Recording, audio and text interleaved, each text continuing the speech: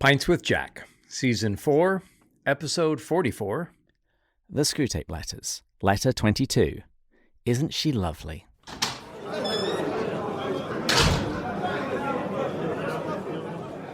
Well, welcome everyone. Pints with Jack is your weekly C.S. Lewis podcast, where David, Matt, and I break down and discuss the works of C.S. Lewis. This season, we are eavesdropping on the correspondence of a senior demon, Screwtape, as he explains how to tempt the patient, a human assigned to be tempted by Screwtape's nephew, Wormwood. Each week, we'll be considering a different letter, untwisting Screwtape's hellish logic and forming a battle plan for our own spiritual lives. Hello, everyone. And today we have passed a particular milestone. We are now 2/3 of the way through the Screwtape letters. Oh, that's fantastic. And in fact, I've started a community group at my local church where we're looking at the Screwtape letters. This book is kind of worming its way everywhere. Well, I'm already starting to plan for next season and some of the special months we're going to have. There's just too much to do. It's wonderful. I'm planning on us having an apologetics month, where we will speak to different apologists and they will talk about some of the apologetics arguments that Lewis used. Oh, fantastic. I'm also planning to do a Dorothy Sayers month because she's come onto my radar several times recently and I've really liked what I've read. Oh, I'm looking forward to that as well. Of course, I know we've had Gina D'Alfonso on there. I've actually been asked by the Episcopal Church magazine, Living Church, to write a review of that book. So that's on my stack. I'll combine that with a review of Splendor in the Dark with Jerry Root, his take on Dahmer. So very much looking forward to some Dorothy L. Sayers. And the last month that I'm starting to plan is what I'm calling Ecumenical Lewis. And here I'm going to be interviewing folks from a variety of religious backgrounds who still find value in Jack's works. You know, there's a famous quote from Father Fessio, who is an advisor to popes and the founder of Ignatius Press. And he said, I think that what we should require as Christian education for everybody is the first 3 ecumenical councils of the church and all the writings of C.S. Lewis. And I think we heartily agree. Now, at the time of recording, we've just entered into the season of Lent. So, Andrew, have you assigned yourself any Lenten reading? Actually, you know, I have. I try to add and subtract during Lent. My favorite joke is what I give up for Lent is something that I really enjoy. I give up going to church, which I don't think is, exactly the right way to go about that. I've given up news apps, so I've deleted all the news apps from my phone. I'll just kind of get the news as it comes to me. That wasn't bearing much good fruit. And in their place, I've replaced it with a wonderful, wonderful Psalter. So I've got this facing page translation. It's the Coverdale Psalter, which is in the Book of Common Prayer from the 1500s. And then on the other page, it's the Latin Vulgate. So I'm brushing up on my Latin. And then I'm reading Malcolm Guite's new book of poems on the Psalms called David's Crown. So I've added that in, and also a book called Meditations of the Heart by Howard Thurman, famous African-American chaplain and writer. Nice. Yeah, what about you? I am reading The Gargoyle Code by Father Dwight Longenecker, who we had on the show a few weeks ago now.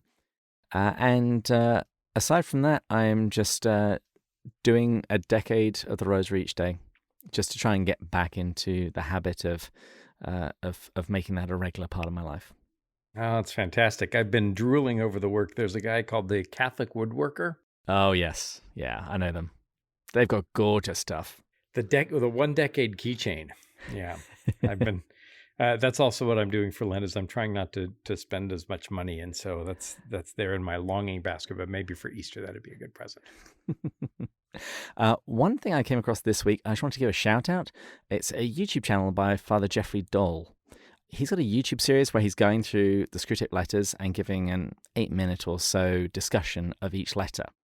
I'll make sure there's a link in the show notes, but I just wanted to highlight it because I love the ideas of pastors helping their congregations engage with great literature. Well, and Lewis becomes such a great shortcut to all kinds of adult education, and I've been a lot of different denominations, and he has such appeal As we're recording this just last night, as I mentioned, I started our new community group. We had 15 people, which is pretty big for our parish, all there on Zoom, and everybody had read Screwtape, and everybody was really excited. And Lewis becomes, for me, such an easy pivot into the scripture and into the applications of how we live our lives. And I'm grateful for our slackers who have recommended some of the letters for me to tackle, and so we're certainly following along with that. Well, on to Song of the Week. Today's chapter is devoted to discussing the new girl in the patient's life, who seems to fit the description of Mary Poppins, practically perfect in every way. As such, one suggestion was one of my favourite wedding smooching songs, Perfect by Ed Sheeran. But in the end, I went with a different classic, one by Stevie Wonder, Isn't She Lovely? How can you go wrong with Stevie Wonder? Isn't she lovely? Isn't she wonderful? Isn't she precious? The answer is yes, yes she is, and Screwtape is not happy. I can't wait to dive into this letter because I think there's some of the heart of Lewis's theology right there. Well, what's our quote of the week? Yes, well, in a very similar vein to Stevie Wonder, it comes from the section of the letter where Screwtape describes the patient's new girlfriend. I have looked up this girl's dossier, and I am horrified at what I find. Not only a Christian, but such a Christian. A vile, sneaking, simpering, demure, monosyllabic, mouse-like, watery, insignificant, virginal, bread and butter miss. The little brute. She makes me vomit. She stinks and scalds through the very pages of the dossier. Beautifully read. That's great. I love that. My runner-up for that, too, is one that I keep coming back to, especially now during Lent. And as we're recording this, it's actually quiet day on my seminary, So I was particularly thinking of this. Here's the runner-up for the quote. Music and silence. How I detest them both. How thankful we should be that since our Father entered hell, no longer ago than humans, reckoning in light years, could express, no square inch of infernal space and no moment of infernal time has been surrendered to either of those abominable forces, but all has been preoccupied by noise. Noise, the grand dynamism, the audible expression of all that is exultant, ruthless, and virile. And at this point in the Max McLean show, they start playing Madonna. And I think it's a great reminder. Maybe our listeners and we can take this Lent to integrate silence and very purposefully selected music as we go forward.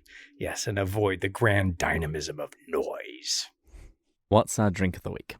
Oh, so our drink of the week is the last of my little samplers from the kit that Matt gave me at the start of the season, and it's an Indian Scotch. It's called Amrut. It's an Indian single malt whiskey, and it's made from select Indian barley, nurtured by waters flowing from the Great Himalayas. So that's promising.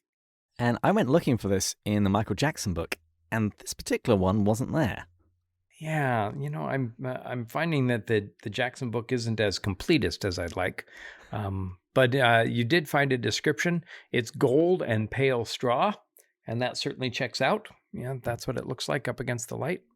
Let's see, the nose, orange segment and lemon peel steal the show. Almond or marzipan creeps in the middle before cereal grain like Cheerios rounds out the finish. So this is why it's a breakfast scotch. I think I maybe get the Cheerios. Do you get the citrus? I get the marzipan. When we were pouring this out just before we started recording, I said, this reminds me of something. I can't quite work out what it is.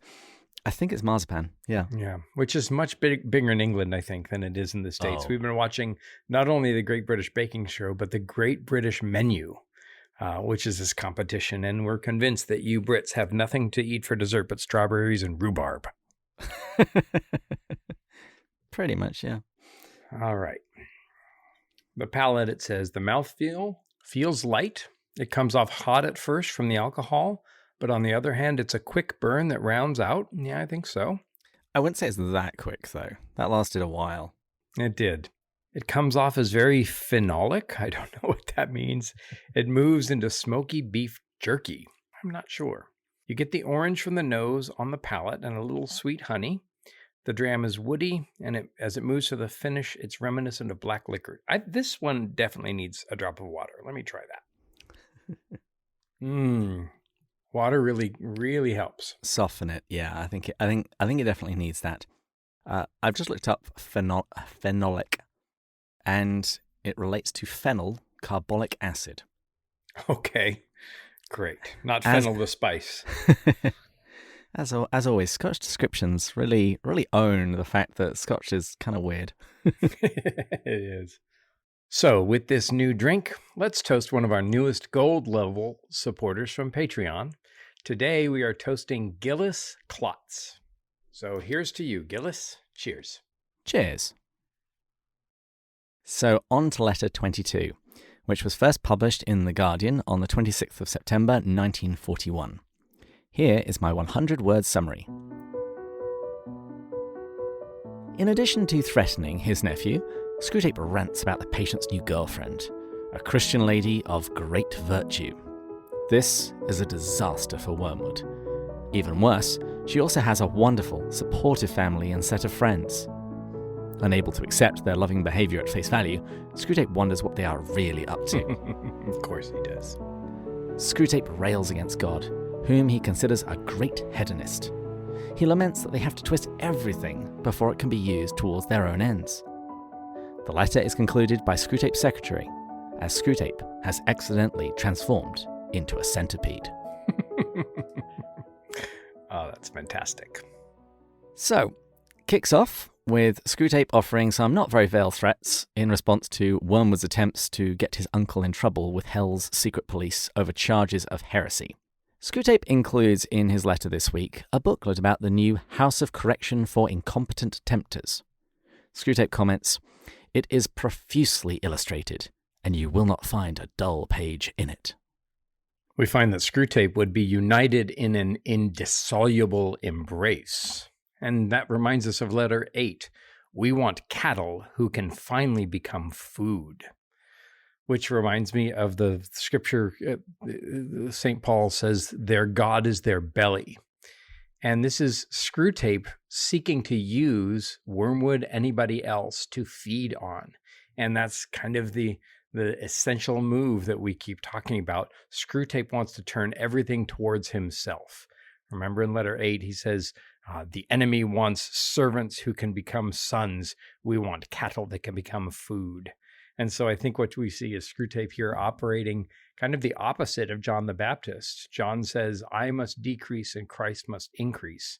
Screwtape, I think, just wants to increase himself. I'm very proud of you. I really thought you were going to go for Till We Have Faces about the consuming. Well, I was just going to let you, go ahead and tease out his best book. Oh, I realized why you think that The Great Divorce is his best book. It's because it so resembles Till We Have Faces, and so I salute you.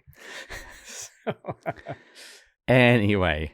This idea of the all-consuming love, you see that in the Four Loves as well, and everywhere else. So yeah, you actually see it in Great Divorce, where they want. Lewis talks about it in Experiment in Criticism. You can either receive a book or use a book. Mm-hmm. And when you receive a book, you're turning outward and you're letting the book be the book, and you are entering into what the author has written. When you use a book, it's more about doing it for your own pleasure. Mm-hmm. So I think that's some of what's going on here, where he wants to have this indissoluble union with him. So what happens next? Well, the real news in this letter is that the patient has fallen in love. And Wormwood is in trouble for several reasons. Firstly, because the woman went unmentioned in the report which he sent to his uncle about the women in the patient's neighbourhood. But also because Screwtape has looked at their files and they've discovered that the patient's new squeeze is horribly holy. And this is the quotation of the week that you read earlier. Not only a Christian, but such a Christian, a vile, sneaking, simpering, demure, monosyllabic, mouse-like, watery, and he just goes off on one, as we would say in England. Yeah. Well, and he says she makes me vomit. And in light of our discussion that what Screwtape wants to do is consume for his own benefit, I also love how he says it's the worst kind that he could of love that he could possibly have fallen into. And I think that's because, Lewis doesn't write for loves for almost 20 years, but Eros is that love that is most suitable to approach all the other loves. So when you are romantically involved, when you're married, you can also be friends with your wife, philia. They can become storge affection. They can become your family. And then, of course, if you're married for any amount of time, or if anyone's married to me for any amount of time, they're going to find that they stand in real need of the unconditional love that comes from God. So I think that's why Eros is the worst possible kind of love. And all this makes Screwtape very unhappy. Like I say, he rants for quite a while, and he talks about how they would have sent a woman like this to be executed in the arena in the good old days. But even then, he laments that she wouldn't be much use to them even there, because although she looks seemingly weak, she would have most likely have offered a courageous martyrdom. I have no evidence of this, but I'm mindful of reading Felicity and Perpetua. These are two third century Christian martyrs who were gleeful about the idea of going and facing the lions and joyful at the fact that they were chosen to be martyred. And it's a whole different economy going on that I'm sure Screwtape can't understand. But he knows he hates it. Screwtape seems particularly irritated at the thought that she would find him, Screwtape, funny. What do you think that comment's about? I have to go back to the opening epigraphs where, remember, Martin Luther said that the best way to drive out the devil is to jeer and flout him, for he cannot bear scorn. And Thomas More said that devil, that proud spirit, cannot endure to be mocked. And so I think that one of the things that Screwtape wants to do is make himself appear more important than he is, to puff himself up. And when we find people who are doing that, it's hard not to find them a little ridiculous. I think that her finding him funny tears down the kind of binary, good versus evil that people often think of with the devil, that the devil and the Lord are equal and opposing forces, but the devil is tiny, right? If hell is only a grain of sand on the shorelands of heaven, as Lewis portrays in The Great Divorce, the devil must be even smaller than the grain of sand, and that she can see through his smoke and mirrors and his disguise and find him funny must certainly be infuriating. Beautiful. I really like that, yeah. Now, at the end of the rant, Screwtape calls the patient's girlfriend a filthy, insipid little prude, so someone that is averse to sexuality. But he then says, and yet ready to fall into this booby's arms like any other breeding animal. Why doesn't the enemy blast her for it, if he's so moonstruck by virginity, instead of looking on there, grinning? Did you catch that pun? I didn't catch it ever until I read it carefully for this week. Moonstruck and virginity. Artemis is the goddess of virginity, and she's also the goddess of silver and the moon. And so there's Lewis sneaking in some stuff right there. And she's, as the goddess of chastity, I think that's bothering Screwtape all the more. But it's kind of funny because it's almost like Screwtape doesn't like the idea of virtuous sex. Again, he wants it into a binary. It's like, well, okay, fine. Then, God can be a fan of virginity. Then he can only be a fan of virginity. Or he can be a fan of the body and then only the fan of sexual congress. And it's like, no, it's everything in its right place. Come on, Screwtape, you know this. You have to twist things. Absolutely. It makes me mindful of Marlowe's Faustus, where Faustus has all the power in the world given it by this devil Mephistopheles, and Faustus wants to marry Queen Helen, who is the face, of course, that launched 1,000 ships. That's where that line comes from. But the devil guides Faustus away from marriage and says, just make her your concubine, because the devil doesn't want Faustus going to church and participating in a sacrament. Right. And so he's trying to twist all of those things. And that's what it reminds me of. This idea of virtual sex, this idea that sex belongs to God, like Lewis says in Christianity, that it's Christianity that is the religion that celebrates the body. This doesn't make Screwtape happy at all. Now, in the next section, Screwtape switches from complaining about the girl to complaining about God. And he says that God is a hedonist at heart. So a hedonist is normally someone who thinks that pleasure is the only intrinsic good. Now, I don't think Screwtape thinks that God really believes that pleasure is the only intrinsic good. But I do think he believes that what he calls those fasts and vigils are only a facade. Yeah, he's this idea of this immediate sense pleasure is what Screwtape's about, and he can't imagine anybody giving up sins of the flesh for any good reason. I think that Lent properly done really not only angers the enemy, but also confuses him. Why would you not indulge in all of these things? And because it's much harder to I think, be attacked by the flesh when you're denying it. I don't think it's the prude that Screwtape doesn't like. It's the prudent. The person who does the right thing in the right degree at the right time. That's what he doesn't like. He doesn't like that sort of thinking. And remember, Screwtape wants us to take anything that we have and then put it out of place, out of proportion, right? Sex is not bad, but it's only not bad within a certain number of parameters, right? And so he wants us to take all of those pleasures and make them excessive. Now, Screwtape says that underneath the asceticism are pleasures.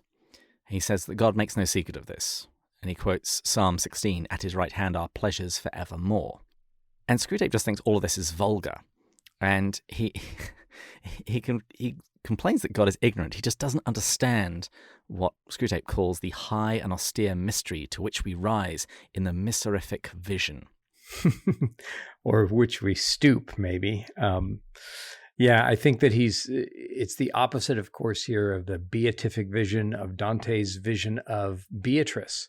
And this vision of Beatrice and her beauty and his love for her guides him through hell and purgatory and into heaven, but he never consummates with Beatrice. It's always this distance between them, but it's this kind of this, and I think that this is part of why Lewis loves Dante so much, this idea of longing that purifies, right? A longing that would give itself away. Lewis talks about this in the Four Loves. We praise thee for thy great glory, right? Thank you, Lord, that you have a goodness, even if I can't approach it. And so this totally confuses Screwtape, who's certainly only wants to use everything and everyone for his own good. And it's funny that he regards the miserific vision as high and austere. They're just not words that you would think a devil would be a fan of, high or austere. And that's probably because it's neither of these things. And when contrasted with the beatific vision, the vision of God, it's nothing, as you say. Well, and the warning from the preface comes here clear. We must remember that the devil is a liar and doesn't always say what he means. Now, my favorite section in this letter comes up next. Screwtape writes, God has filled the world full of pleasures. There are things for humans to do all day long without his minding in the least. Sleeping, washing, eating, drinking, making love, playing, praying, working. And I love this section because what strikes me about this list is how ordinary virtually all of these activities are. They're not about lots of material possessions or high-octane activities, except maybe one of them. But they are very everyday. They're just a natural part of life. And Screwtape says that humans can indulge in these wonderful things anytime. Well, and we take, I think, the ordinary pleasures for granted. When you talk about washing, I think of all my friends in Texas, where we're just out of a week where even taking a shower was an impossibility for all of them. I think it also helps me to be mindful of how much God has graciously supplied. And if I am willing to see it, there are these pleasures and gifts from God everywhere. And so I think part of what Paul's getting at when he says pray without ceasing is, thank you, Lord, that I have hot water and soap where I can wash my hands. Thank you that I have all of these things where it didn't have to necessarily be like that. The best shower of my life was when I was back in England. I was living in Cheltenham at the time, which is in a depression. It's like at the bottom of a valley, basically. And we had really heavy rainfall. And so everything was messed up because there was flooding. But it also knocked out the water purification plant. And so we didn't have water for about a week and a half. My first shower, once that was over, best one of my life. Never been more grateful for water. And I think that that's one of the things that Lewis, it's what I call chucks us under the chin, helps us to see the higher view. Think of all of those things that you do in a normal day. And instead of feeling guilty for them or ignoring them, think about how much they are gifts to be able to put on clean clothes, to be able to sit in a chair that's comfortable. Think about how each of these ordinary things are pleasures that God gives us. And that's one of the beautiful things about the Orthodox Jewish tradition. They have blessings for all of these things. When you wash your hands, when you eat some bread, there are blessings to God, thanking him for this goodness. Yeah, it's a good acknowledgement. It's a good reminder, and typical of Lewis to point out that Screwtape would like us to forget those things. And so I'm sure he hates what we're doing right now. And I'm actually also reminded of something that George MacDonald said. He said that the goal is to have every meal be a Eucharist. Which for anyone from a sacramental tradition, we often think about the sacraments, and rightly so. But I love MacDonald's idea that these things are also meant to point us back to our quote-unquote secular day and transform that as well. It's not meant to be like a two-story universe with God time and then everything else. It's meant to suffuse and transform. It's all God time. It's all God's gifts. And I think that that's part of what Malcolm Guite's poetry has done so much, is to remind us of heaven in the everyday. Remind us that every little meal remembers Christ. And we don't know exactly what he meant. I mean, I'm in seminary and we're studying this stuff. And we don't know exactly what Jesus meant when he says, whenever you drink it, whenever you eat it, do this in remembrance of me. And yes, he absolutely meant the Holy Sacrament, but I'm not sure that he didn't mean to some degree, whenever you eat or drink, remember that he has loved us so much to create hunger in our own bodies and the means to fulfill that hunger.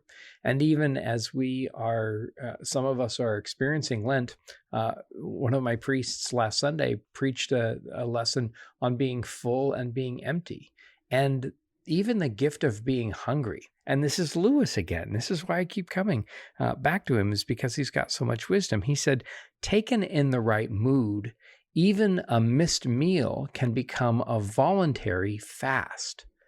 And so our pains find resolution and purpose in him. Our pleasures find resolution and purpose in him. Our hungers and their fillings are all in him.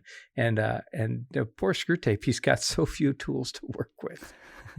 Well, Screwtape then goes on and elucidates a point which we've made many times throughout this collection of letters. Screwtape says, everything has to be twisted before it's any use to us. We fight under cruel disadvantages. Nothing is naturally on our side. And this, I think, deserves emphasis. If there's one thing that's really worth getting out of the Screwtape letters, it's the fact that the world is packed full of goodness and gifts of God. And this has been a teaching of the historic church. I recently came across this quotation from St. Maximus the Confessor, and he wrote, "Nothing created by God is evil. It is not food that is evil, but gluttony. Not the begetting of children, but unchastity. Not material things, but avarice. Not esteem, but self-esteem." Oh, you can't say that to people in the 21st century. Oh. He says, it is the misuse of the things that is evil, not the things themselves. You know, it's an important reminder that God created everything, and the enemy will twist everything into his own purposes. That's part of why Screwtape doesn't bat an eye when his patient starts going to church. He's like, ha ha ha, I can certainly twist going to church. You know, and many of the atheists that I have met along the way are not atheists because they have thought through and done the philosophical reading. Some are, but many of them have been hurt by Christian people.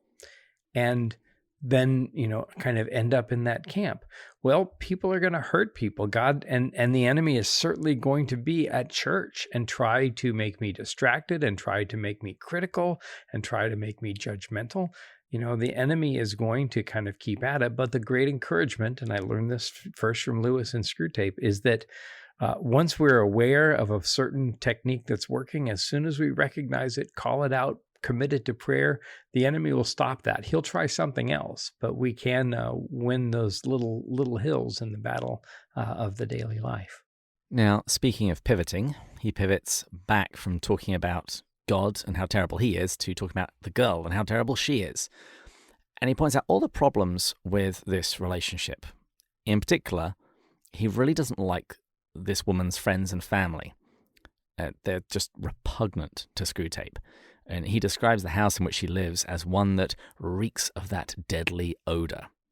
He says that the gardener who arrived recently, he's starting to smell of it, that this also happens to short-term house guests, and even to the dog and cat. That's great. What do you think he specifically means when he talks about this deadly odor? What is it?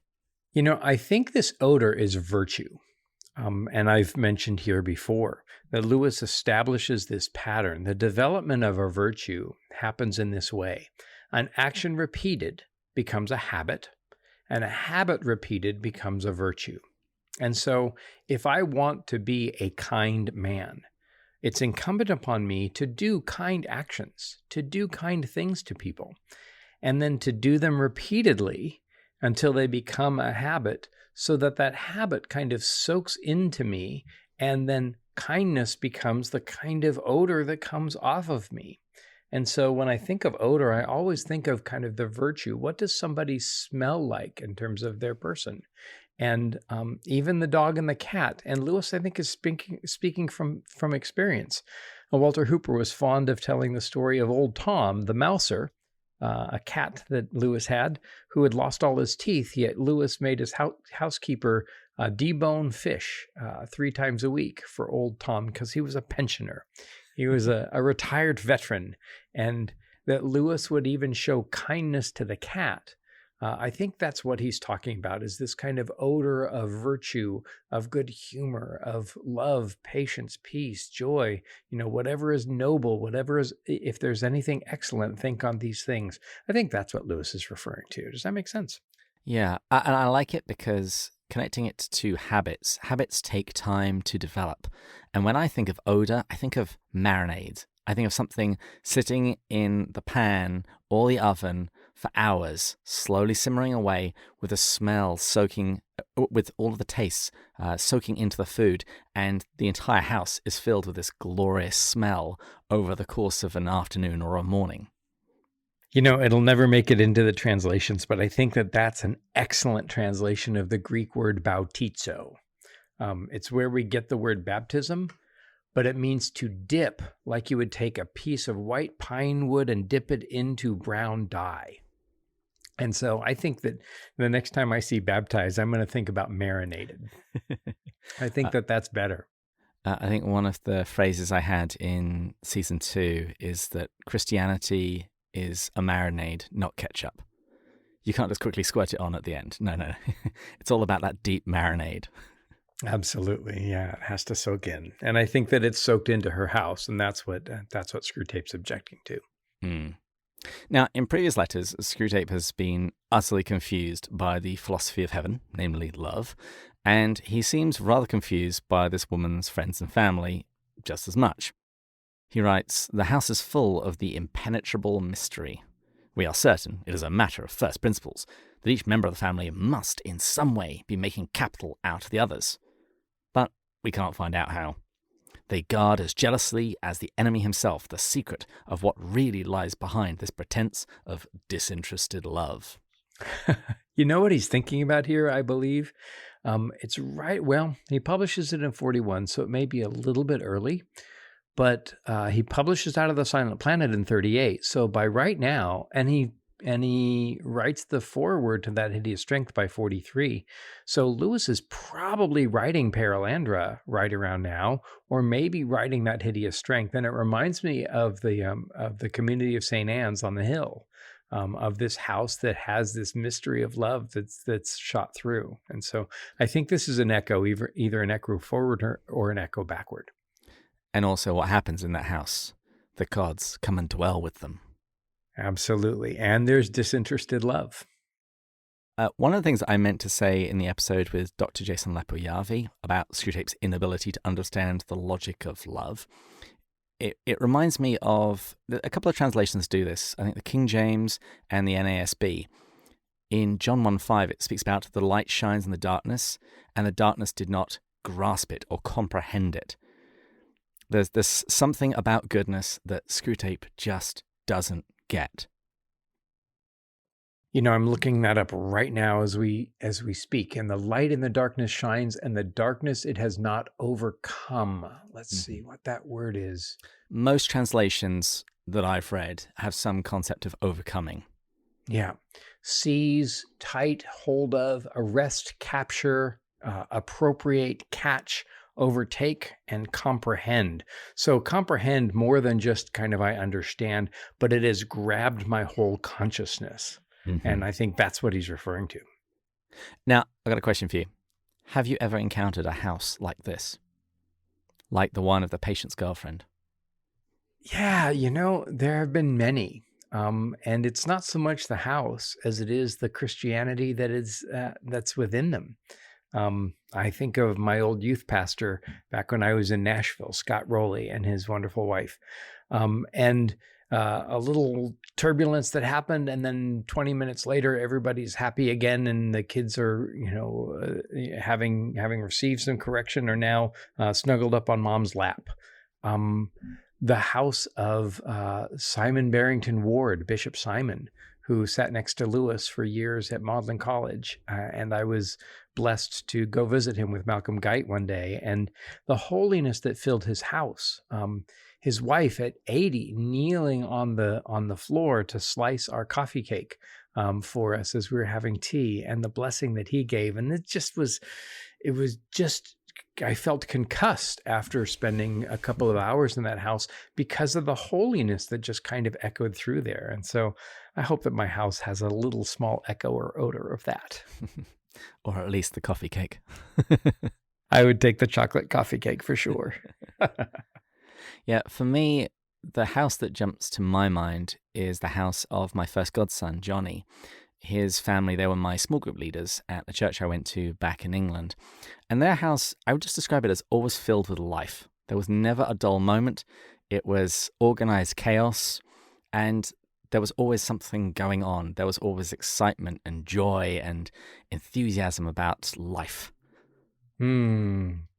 That also reminds me of Tolkien, right? Of the House of Elrond, right?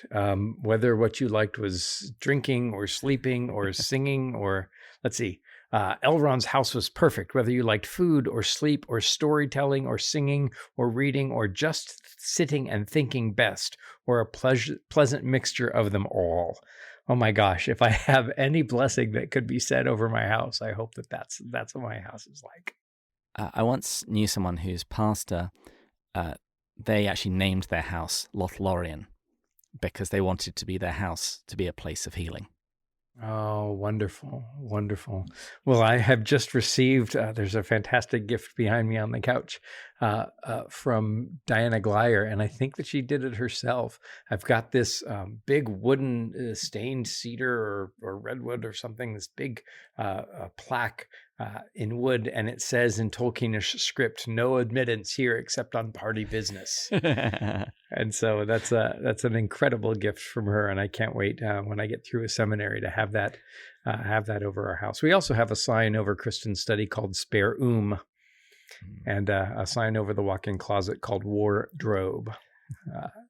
But yeah, to have these houses where those things happen, where there's lots of good books and where there's lots of good places for people to sit, and always something that smells nice on the stove.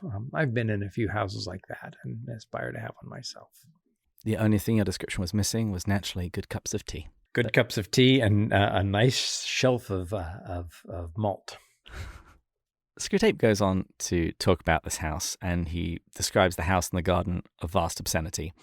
And he says that it has a sickening resemblance to the description one human writer made of heaven, the regions where there is only life, and therefore all that is not music is silence. Where does that quotation come from, David? It comes from, I looked this up, it's The Hands of the Father, which is volume 1 of George MacDonald's Unspoken Sermons, which is on my to-do list.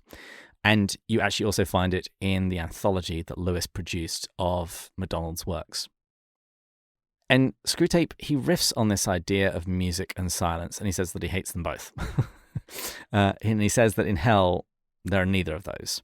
He says, all that has been occupied by noise, the grand dynamism, and you already read it far better than I did in your alternative quote of the week, so I'm not going to try. But why does Screwtape care so much about music, silence, and noise? It's a wonderful question. And by the way, if I read it at all well, it was because I was imitating Brent, the wonderful actor who now embodies Screwtape in Fellowship for Performing Arts Screwtape on stage, and of course before him, Max McLean's fantastic Brent Harris and Max McLean's embodiment of Screwtape, and so it's just me channeling them. Music and silence. I did a retreat once, actually, about Screwtape and about music and silence. And Lewis, of course, was devoted to music. He loved it. He didn't play, but he was as thoughtful a critic of music as he was of books. He saw many performances at the Hippodrome in Belfast with his father, and Warnie was particularly devoted to music and would actually arrange concerts on Sunday evenings. I believe it was Sundays. He would write up a little libretto, a little book of what he was playing, and on the phonograph he would play different cuts. I guess his iPod wasn't working that day. And it was and Michael Ward talks about this beautifully in Planet Narnia, I think it was Warnie who brought Gustav Holst's The Planets to Lewis's attention. And that's some of what Lewis was listening to as he was writing the Chronicles of Narnia. I think music has the possibility of transporting us and touching us in a way that almost nothing does. I think the only thing that may touch us with similar intensity is smell. And I wish that we had a recording system of smells like we have of music. And then silence is something that I have been exploring, especially here in seminary. I took a course on contemplative prayer and have right to the left of me right here my little iconostasis and a chance to just to kneel and to be silent. I think that's incredibly lacking in our noisy world, and deliberate music, especially music that reminds us of what St. Paul says, anything that is pure, anything that is lovely, and silence where the voice of God can really speak. I was just reading about it this morning in Howard Thurman, having that moment of silence. And Henry Nouwen talks about the Desert Fathers and how silence is like being able to carry a little cell around with you, a cell of contemplation where a monk would sit and pray. And so, what about you? How do these things strike you? I would agree with all of that. I was actually reminded as you were talking, one of my friends, Mike, he was from a more evangelical background, but he took holy orders in the Church of England, and he messaged me a week or so before he was going on a silent retreat for the first time. And he was trying to hide it, but he was really nervous. So he reached out to his Catholic friends, like, what are they going to do? What's it going to be like? And I told him, you're going to come back from this wishing that you could have stayed longer, and you're going to wish you could have more silence in your life. Mm-hmm. I've been reading, as I mentioned, Howard Thurman and his wonderful book, Meditations of the Heart. And just this morning I read how good it is to center down, to sit quietly and see oneself passed by. A deeper note which only the stillness of the heart makes clear. It moves directly to the core of our being. Our questions are answered, our spirits refreshed, and we move back into the traffic of our daily round with peace of the eternal in our step. How good it is to center down.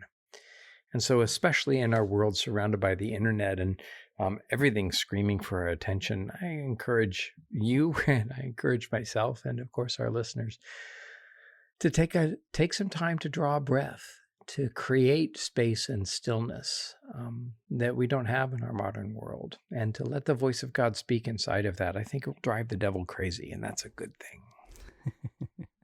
Absolutely. I can't help, whenever anyone talks about silence, I can't but think of Jared Manley Hopkins. My favorite poem of his is The Habit of Perfection, and my wife gave me a book of his poetry. There he says, shape nothing lips, be lovely dumb. It is the shut, the curfew sent from there where all surrenders come, which only makes you eloquent. That there is something that when we are quiet, we can hear the voice of God. And I think that's the other deal with music. When you hear music, your spirit soars.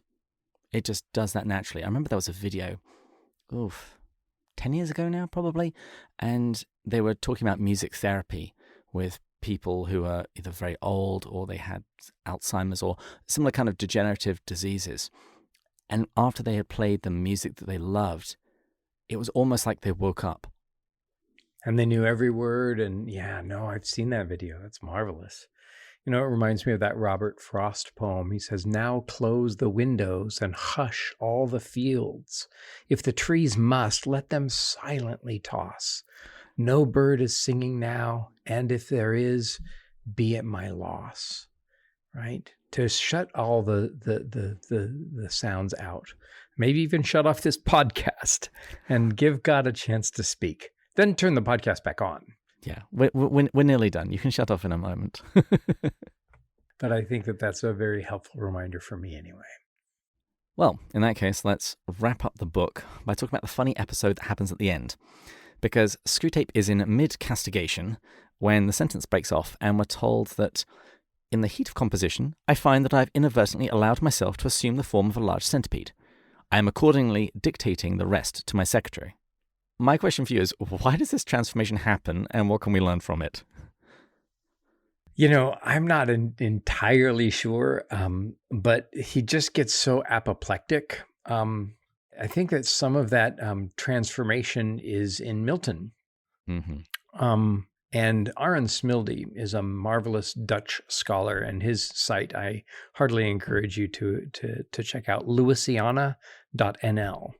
And he talks about this kind of transformation, and that Screwtape just kind of loses his mind and turns into this centipede.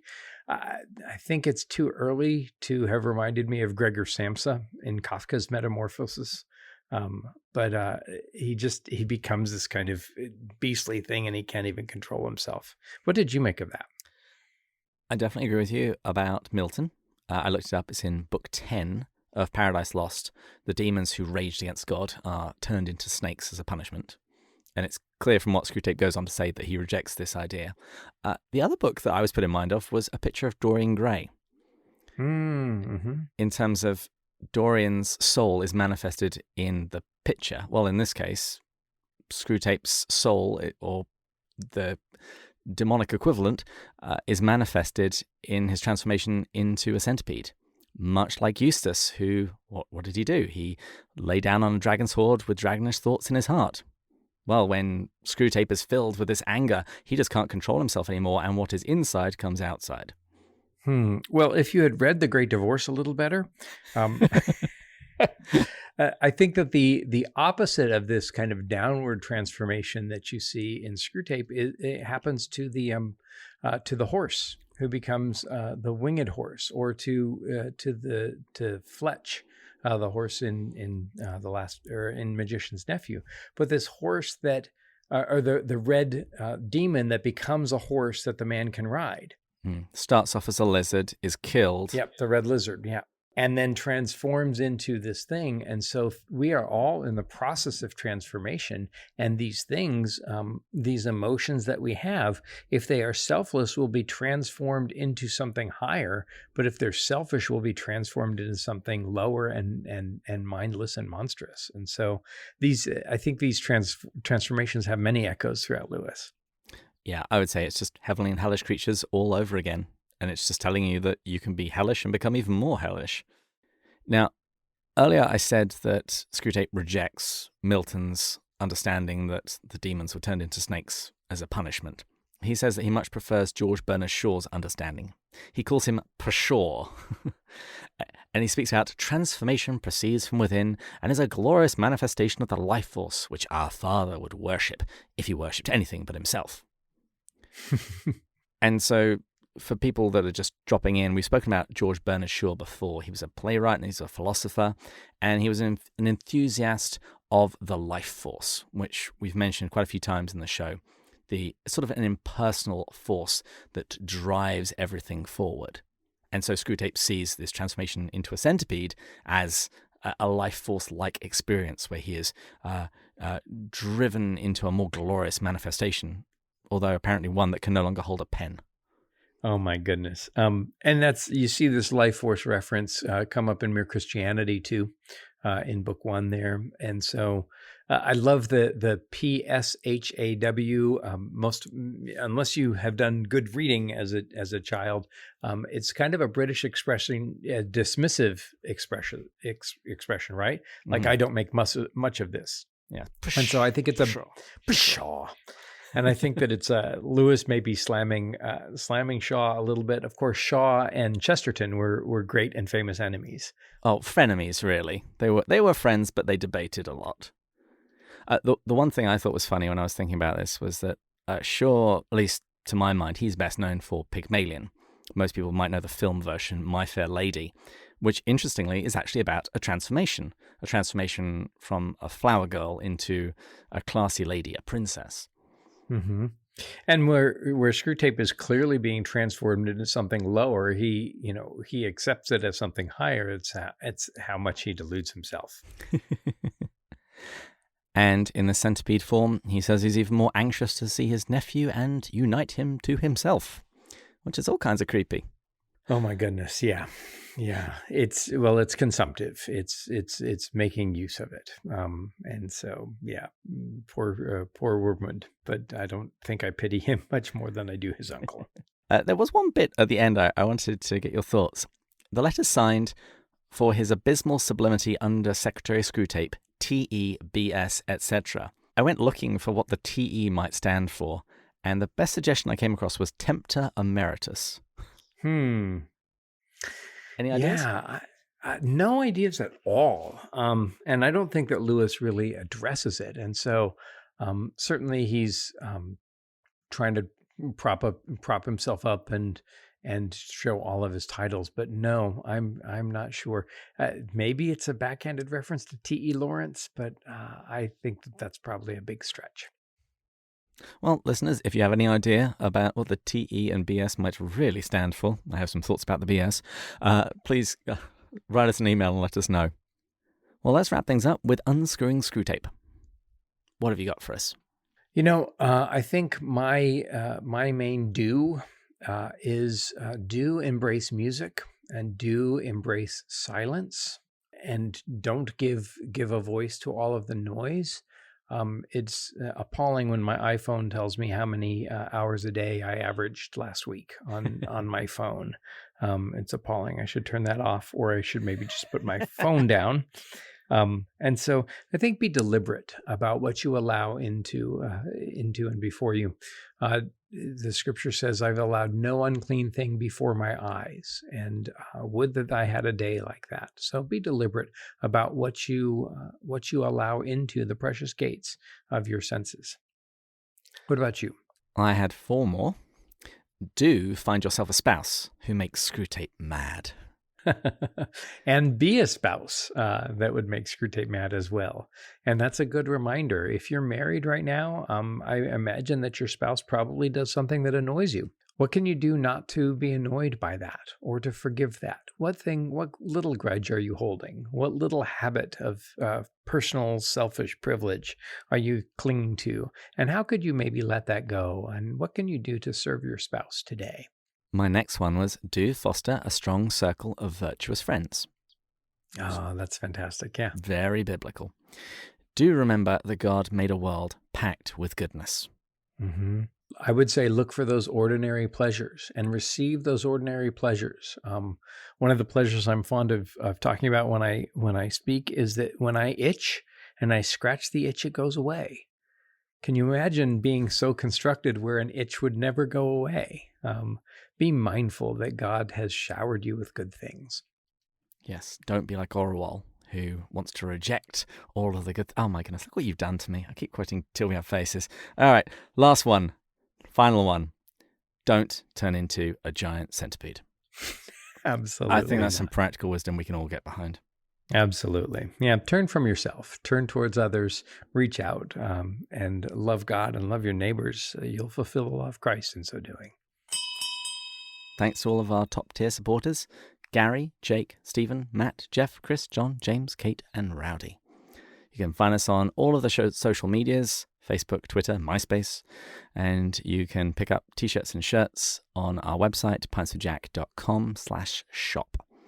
And I am one step closer to producing the Pints with Jack coffee mug. It is nearly here. Good. Make sure that it's a good big one. I don't like 6 or 8 ounces of coffee. I like 10 ounces of coffee. There is not one big enough to suit me. No. And then, if it's a bad day, I can use that big one for scotch. No. Well, we look forward to you joining us next time when we'll be going further up and further in. Cheers. Cheers.